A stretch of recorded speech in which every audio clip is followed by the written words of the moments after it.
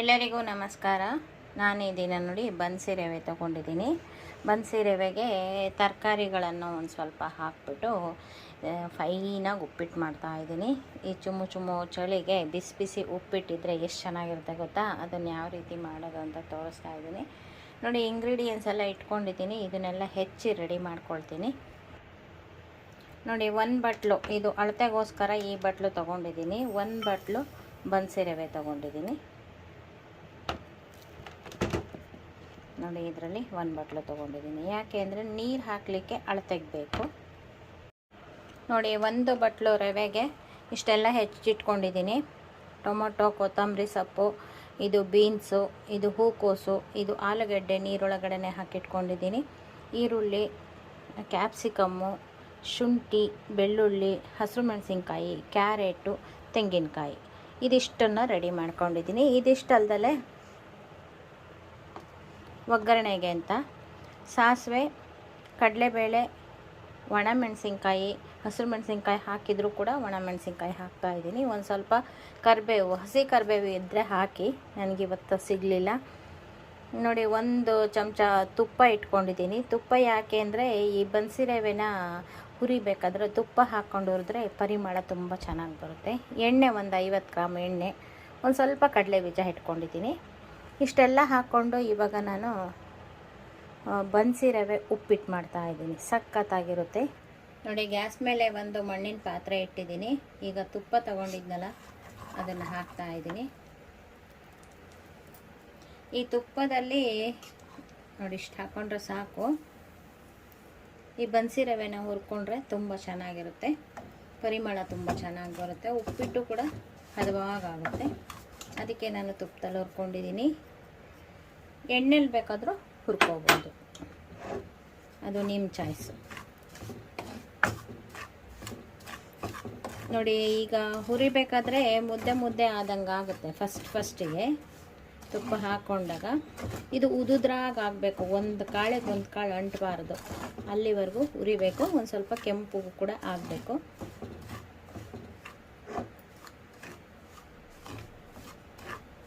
ಒತ್ತಿಸ್ಕೋಬಾರ್ದು. ಇದನ್ನು ನೀಟಾಗಿ ಹುರ್ಕೋತಾ ಇದ್ದೀನಿ ನೋಡಿ. ಎಲ್ಲ ಕಡೆಗೂ ಎಲ್ಲ ರವೆಗೂ ಸ್ಪ್ರೆಡ್ ಆಗಿದೆ ತುಪ್ಪ ನೋಡಿ. ಇವಾಗ ಉಂಡುಂಡೆ ಥರ ಬಂದಿತ್ತಲ್ಲ ಅದೆಲ್ಲ ಇವಾಗ ಪುಡಿ ಆಗಿದೆ.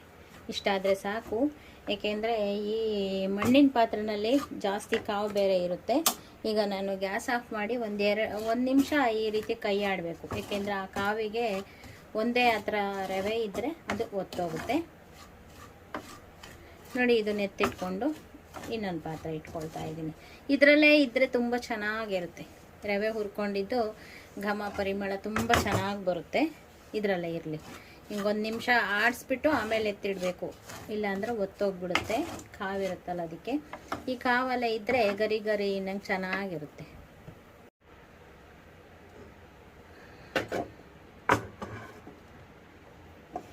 ಈಗ ಒಗ್ಗರಣೆಗೂ ಕೂಡ ನಾನು ಒಂದು ಮಣ್ಣಿನ ಪಾತ್ರೆನೇ ಇಟ್ಟಿದ್ದೀನಿ ನೋಡಿ. ಈ ಮಣ್ಣಿನ ಪಾತ್ರೆ ಅಡುಗೆ ಮಾಡಿ ತುಂಬ ಪಳಗಿದೆ, ಸಖತ್ತಾಗಿದೆ. ಕೆಂಪು ಮಣ್ಣಿನ ಪಾತ್ರೆ ತೊಗೊಂಬಂದಿರೋದು. ಒಳಗಡೆ ನಾನು ಒಗ್ಗರಣೆ ಎಲ್ಲ ಹಾಕ್ತೀನಲ್ಲ ಅದಕ್ಕೆ ಕಪ್ಪುಗಾಗಿದೆ. ತುಂಬ ಚೆನ್ನಾಗಿದೆ ಪಾತ್ರೆ ಮಾತ್ರ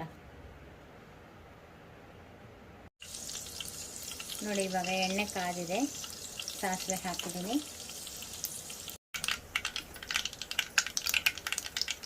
ನೋಡಿ. ಸಾಸಿವೆ ಸಿಡಿತಾ ಇದೆ. ಈಗ ಶೇಂಗಾ ಬೀಜ ಹಾಕ್ತಾ ಇದ್ದೀನಿ.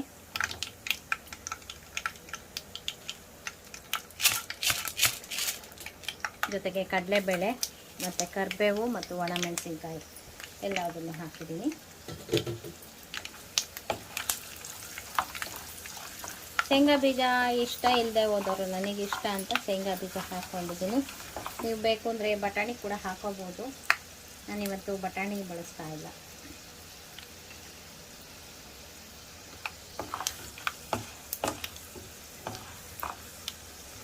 ನೋಡಿ. ಇದಾಗಿದೆ ಸಾಕು ಇಷ್ಟು. ಈಗ ಈರುಳ್ಳಿ ಹಾಕ್ತಾ ಇದ್ದೀನಿ. ಒಗ್ಗರಣೆ ಹದವಾಗಿ ಮಾಡ್ಕೊಂಡ್ರೆ ಉಪ್ಪಿಟ್ಟು ತುಂಬ ರುಚಿಯಾಗಿರುತ್ತೆ. ನಾವು ಅರ್ಧಂಬರ್ಧ ಬೇಯಿಸ್ಬಿಟ್ಟು ಮಾಡಿದರೆ ಚೆನ್ನಾಗಿರೋದಿಲ್ಲ. ಈಗ ನಾವು ತರಕಾರಿ ಉಪ್ಪಿಟ್ಟು ಮಾಡ್ತಾ ಇರೋದ್ರಿಂದ ಈಗ ಹಾಕಿರೋ ಎಣ್ಣೆನೇ ಸಾಕು. ಅಂದರೆ ಫಸ್ಟು ಎಣ್ಣೆಯಲ್ಲಿ ಮಾಗಿಸ್ಕೊಂಡ್ರೆ ರುಚಿ ಎಷ್ಟು ಚೆನ್ನಾಗಿರುತ್ತೆ ಗೊತ್ತಾ. ಈಗ ಅದೇ ರೀತಿ ಮಾಡ್ತಾ ಇದ್ದೀನಿ. ಈಗ ಈರುಳ್ಳಿನ ಸ್ವಲ್ಪ ಮುಕ್ಕಾಲು ವಾಸಿ ಬೇಯಿಸ್ಕೊಳ್ತಾ ಇದ್ದೀನಿ.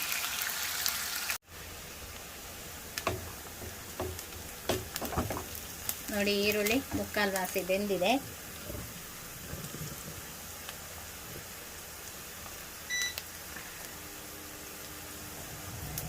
ಈಗ ನಾನು ಬೆಳ್ಳುಳ್ಳಿ ಹಾಕ್ಕೊಳ್ತಾ ಇದ್ದೀನಿ. ಈರುಳ್ಳಿ ಒಗ್ಗರಣೆ ಘಮ ತುಂಬ ಚೆನ್ನಾಗಿ ಬರಬೇಕು. ಇವಾಗ ನೋಡಿ ಈರುಳ್ಳಿ ಘಮ ತುಂಬ ಚೆನ್ನಾಗಿ ಬರ್ತಾ ಇದೆ. ಈಗ ನೋಡಿ ಶುಂಠಿನ ಚಿಕ್ಕದಾಗಿ ಹೆಚ್ಕೊಂಡಿದ್ದೆ.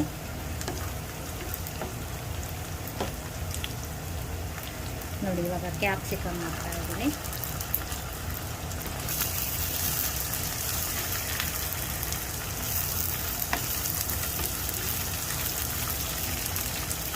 ಹಸಿರು ಮೆಣಸಿನ್ಕಾಯಿ ಹಾಕ್ತಾ ಇದ್ದೀನಿ.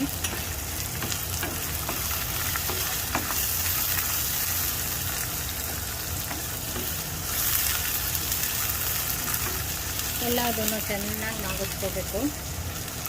ಕ್ಯಾರೆಟ್ ಹಾಕಿದ್ದೀನಿ ಮತ್ತು ಬೀನ್ಸ್ ಹಾಕಿದ್ದೀನಿ ಮತ್ತು ಹೂಕೋಸು ಹಾಕಿದ್ದೀನಿ. ಇದಿಷ್ಟು ತರಕಾರಿ ಎಲ್ಲ ಒಂದು ಅರ್ಧಂಬರ್ಧ ಬೆಂದ ಮೇಲೆ ಈಗ ನೋಡಿ ಟೊಮೊಟೊ ಒಂದು ಬಟ್ಲು ಇದು ಮಾಡ್ಕೊಂಡಿದ್ದೀನಲ್ಲ, ಚಿಕ್ಕದಾಗಿ ಎತ್ಕೊಂಡಿದ್ದೀನಲ್ಲ, ಅದನ್ನು ಹಾಕಬೇಕು. ಈ ತರಕಾರಿ ಜೊತೆನೇ ಟೊಮೊಟೊ ಹಾಕಕ್ಕೆ ಹೋಗ್ಬಾರ್ದು.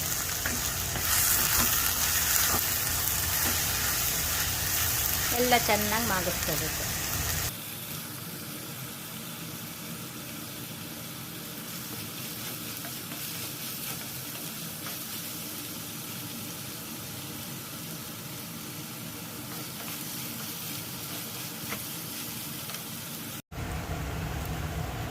ನೋಡಿ ಇವಾಗ ತರಕಾರಿ ಅರ್ಧಂಬರ್ಧ ಬೆಂದಿದೆ. ಇಷ್ಟಾದಮೇಲೆ ನಾನು ಟೊಮೊಟೊ ಹಾಕ್ತಾ ಇದ್ದೀನಿ. ಈಗ ಟೊಮೊಟೊ ಹಾಕಾದ್ಮೇಲೆ ನೋಡಿ ಒಂದು ಸ್ವಲ್ಪ ಉಪ್ಪನ್ನು ಹಾಕ್ತಾ ಇದ್ದೀನಿ, ಬೇಗ ಮೆತ್ತಗಾಗುತ್ತೆ ಅಂತ. ನಾನು ಈ ಬನ್ಸಿ ರವೆಗೆ 3 ನೀರು ಹಿಡಿಯುತ್ತೆ. ಈಗ ಟೊಮೊಟೊ ಒಂದು ಸ್ವಲ್ಪ ಮೆತ್ತಗಾಗಲಿ ಹೀಗೆ ಗೋಲಿಸ್ಕೊತಾ ಇದ್ದೀನಿ.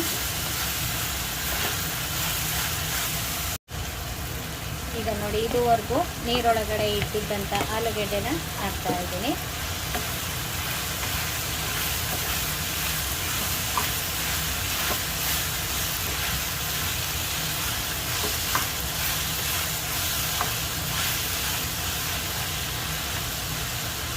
ಇದಕ್ಕೆ 3 ನೀರು ಹಿಡಿಯುತ್ತಲ್ವಾ. ಈಗ ಫಸ್ಟಿಗೆ ಒಂದು ನೀರನ್ನು ಇದೇ ಬಟ್ಲಲ್ಲಿ ನಾನು ರವೆ ತಗೊಂಡಿದ್ದು ಒಂದು ನೀರನ್ನು ಹಾಕ್ತಾ ಇದ್ದೀನಿ.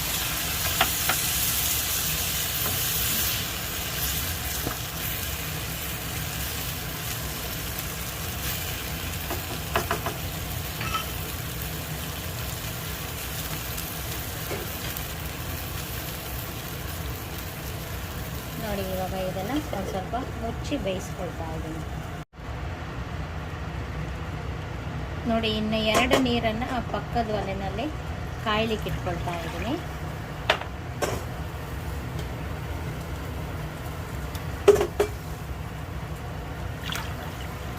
ಫುಲ್ ತಣ್ಣೀರು ಹಾಕಬಾರ್ದು.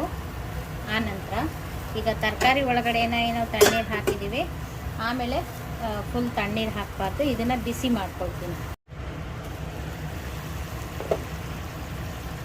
ನೋಡಿ ಇವಾಗ ಚೆನ್ನಾಗಿ ಕುದೀತಾ ಇದೆ.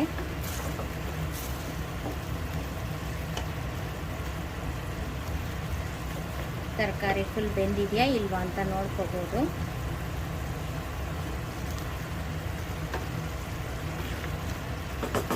ಇನ್ನೊಂದು ಸ್ವಲ್ಪ ಬೇಯಬೇಕು.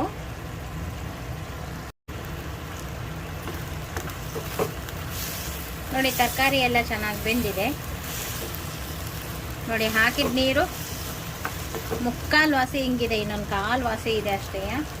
ಈಗ ನೋಡಿ ನಾನು ನೀರನ್ನು ಕಾಯಿಸಿ ಇಟ್ಕೊಂಡಿದ್ದೀನಿ. ಆ ನೀರನ್ನು ಹಾಕ್ತಾ ಇದ್ದೀನಿ.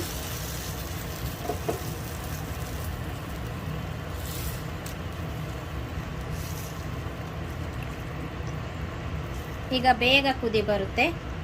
ಈಗ ಇದಕ್ಕೆ 2 ಕಾಲು ನೀರು ಹಾಕಿದ್ದೀನಿ ನಾನು. ಕಾಯಿಸ್ಕೊಂಡಿದ್ದು 2 ಕಾಲು ನೀರು ಹಾಕಿದ್ದೆ. ಯಾಕೆಂದರೆ ಇದು ಒಂದು ಸ್ವಲ್ಪ ಹಿಂಗಿಬಿಡ್ತು ನೀರು. ಮೊದಲು ಒಂದು ಹಾಕಿದ್ನಲ್ಲ ಅದು, ಅದರಲ್ಲಿ 1 ಕಾಲು ವಾಸಿ ಇತ್ತು. ಟೋಟಲಿ 2.5 ನೀರು ಹಾಕಿದ್ದೀನಿ. ಉದುದ್ರಾಗಿ ಬರಲಿಕ್ಕೆ 2.5 ನೀರು ಹಾಕಿ, ಇನ್ನೂ ಒಂದು ಸ್ವಲ್ಪ ಮೆತ್ತಗೆ ಬೇಕು ಅಂತಂದರೆ 3 ಹಾಕ್ಬೋದು. ಇದು ಒಂದು ಸ್ವಲ್ಪ ಚೆನ್ನಾಗಿ ಕುದಿಲಿ ನೋಡಿ. ಆವಾಗಲೇ ಒಂದು ಸ್ವಲ್ಪ ಒಗ್ಗರಣೆಗೆ ಪುಡಿ ಉಪ್ಪು ಹಾಕಿದ್ದೆ ತರಕಾರಿ ಬೇಯೋಕ್ಕೆ. ಈಗ ಟೊಮೊಟೊ ಹಾಕಿದಾಗ ಈಗ ಇನ್ನೂ ಒಂದು ಸ್ವಲ್ಪ ಉಪ್ಪು ಹಾಕಿದ್ದೀನಿ. ಈಗ ನಾವು ಉಪ್ಪು ಸರಿಯಾಗಿದೆಯೋ ಇಲ್ವೋ ಅಂತ ಒಂದು ಕುದ್ಮೇಲೆ ನೋಡ್ಕೋಬೋದು.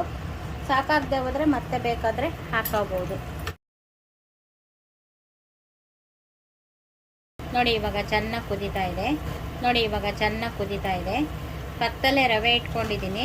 ರವೆ ಎಲ್ಲ ಒಂದೇ ಸಲ ಹಾಕಬಾರ್ದು ನೋಡಿ. ಹೀಗೆ ಒಂದೊಂದೇ ಸ್ವಲ್ಪನೇ ರವೆ ಹಾಕ್ಕೊಂಡು ಕೈ ಆಡ್ತಾ ಬರುತ್ತೆ. ಇದರಲ್ಲಿ ಮಣ್ಣಿನ ಪಾತ್ರೆನಲ್ಲಿ ಮಾಡಿದರೆ ತುಂಬ ಚೆನ್ನಾಗಿ ಒದಗುತ್ತೆ, ಸಖತ್ತಾಗಿರುತ್ತೆ. ಟೇಸ್ಟು ಕೂಡ ಸಖತ್ತಾಗಿರುತ್ತೆ. ಸಾಮಾನ್ಯ ಇದು ನೋಡಿ ಮೀಡಿಯಮ್ ಈಗ ತಂದ್ಕೊಳ್ತೀನಿ ಊರಿನ. ಇದು ಬನ್ಸಿ ರವೆ ಗಂಟು ಆಗೋದಿಲ್ಲ. ಹೀಗೆ ಸ್ವಲ್ಪನೇ ಹಾಕ್ಕೊಂಡು ಕೈ ಆಡ್ತಾ ಬರಬೇಕು. ಸಾಕಾಗುತ್ತೆ ಇದು ಪಾತ್ರೆ. ಹೊಸದಾಗಿ ಮಾಡೋರು ಒಂದು ಸ್ವಲ್ಪ ದೊಡ್ಡ ಪಾತ್ರೆ ಇಟ್ಕೊಳ್ಳಿ. ಘಮ ಮಾತ್ರ ತುಂಬ ಚೆನ್ನಾಗಿದೆ. ನಾವೇನು ಅಂದರೆ ಒಗ್ಗರಣೆ ಮಾತ್ರ ಚೆನ್ನಾಗಿ ಮಾಡ್ಕೋಬೇಕು. ಆಮೇಲೆ ತರಕಾರಿ ಬೇಯಿಸ್ಕೊಳ್ಳೋದು ಅಷ್ಟೇ. ನೀರು ಹಾಕೋದಕ್ಕಿಂತ ಮುಂಚೆ ಒಗ್ಗರಣೆನೆಲ್ಲ ಬೆಂದುಬಿಟ್ರೆ ತುಂಬ ಚೆನ್ನಾಗಿರುತ್ತೆ ನೋಡಿ. ಆಗಲೇ ಗಟ್ಟಿ ಆಗ್ತಾ ಬಂತು. ಇದು ಅರಳಿ ಪುಡಿ ಪುಡಿಯಾಗಿ ಬರುತ್ತೆ. ಉಪ್ಪಿಟ್ಟು ಸಖತ್ತಾಗಿ ಬರುತ್ತೆ ನೋಡಿ. ನೀರಿನ ಅಂಶ ಎಲ್ಲ ಇತ್ತು. ಈಗ ಲೋ ಫ್ಲೇಮ್ನಲ್ಲಿದೆ. ಒಂದು ಅರ್ಧ ನಿಮಿಷ ಬಿಟ್ಬಿಟ್ಟು ಕೈ ಆಡಬೇಕು. ಕೈ ಆಡಿದಾಗ ಚೆನ್ನಾಗಿ ಅರಳ್ಕೊಳ್ಳುತ್ತೆ. ತುಪ್ಪ ಹಾಕಿ ಕುದ್ದಿದ್ನಲ್ಲ, ಅದಕ್ಕೆ ಈ ಪಾತ್ರೆ ಕೂಡ ಕಚ್ಕೊಂಡಿದೆ. ಈಗ ಎಲ್ಲ ಹಾಕಿದ್ದೀನಿ ನೋಡಿ, ಎಷ್ಟು ಚೆನ್ನಾಗಿ ಬಂದ್ಬಿಡ್ತು. ಈಗ ಲಾಸ್ಟಿಗೆ ತೆಂಗಿನಕಾಯಿ ತುರಿ ಹಾಕ್ತಾಯಿದ್ದೀನಿ. ಅದ್ರ ಜೊತೆಗೆ ಕೊತ್ತಂಬರಿ ಸೊಪ್ಪು. ಇದೆಲ್ಲ ನಿಮಗೆ ಎಷ್ಟು ಬೇಕಾದರೂ ಹಾಕೋಬೋದು. ಈಗ ನಾನು ಗ್ಯಾಸ್ ಆಫ್ ಮಾಡ್ತಾ ಇದ್ದೀನಿ. ಆಫ್ ಮಾಡಿ ಇದನ್ನು 1 ನಿಮಿಷ ನೋಡಿ. 1 ನಿಮಿಷ ಆಯಿತು. ತೆಗಿತಾ ಇದ್ದೀನಿ. ಈಗ ಮತ್ತೆ ಮಗ್ಚಾಕೋಣ. ತೆಂಗಿನಕಾಯಿ ಹಾಕಾದ್ಮೇಲೆ ಮಗ್ಚಾಕಿಲ್ಲ ನೋಡಿ. ಎಷ್ಟು ಚೆನ್ನಾಗಿ ಬಂತು ಅಂದರೆ ಉಪ್ಪಿಟ್ಟು ಅಷ್ಟು ಚೆನ್ನಾಗಿ ಬಂತು.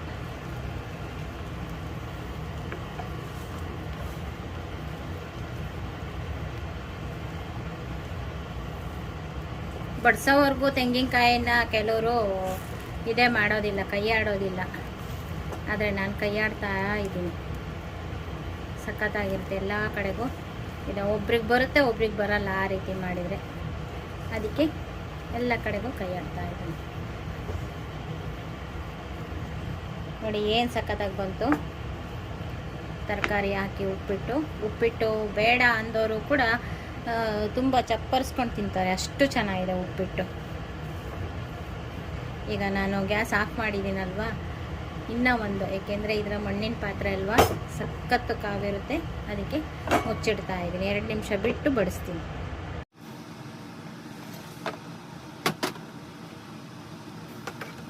ನೋಡಿ. ನಾನೇ ನಲ್ಲಿಕಾಯಿಂದ ಉಪ್ಪಿನಕಾಯಿ ಹಾಕಿದ್ದೆ. ಈಗ ತಟ್ಟೆಗೆ ಬಡಿಸಿದ್ದೀನಿ ನಲ್ಲಿಕಾಯಿ ಉಪ್ಪಿನಕಾಯಿ. ಈಗ ಉಪ್ಪಿಟ್ಟು ಬಡಿಸ್ತಾ ಇದ್ದೀನಿ ನೋಡಿ. ಸಖತ್ತಾಗಿದೆ. ಈಗ ನೋಡಿ ಗ್ಯಾಸ್ ಆಫ್ ಮಾಡಿ 2 ನಿಮಿಷ ಆಯಿತು. ಚೆನ್ನಾಗಿ ಅರಳಿದೆ. ಎಷ್ಟು ಒದಗುತ್ತೆ ಅಂತ, ಸಖತ್ತಾಗಿ ಒದಗುತ್ತೆ. ಮತ್ತು ಪುಡಿ ಪುಡಿ ಕೂಡ ಆಗುತ್ತೆ.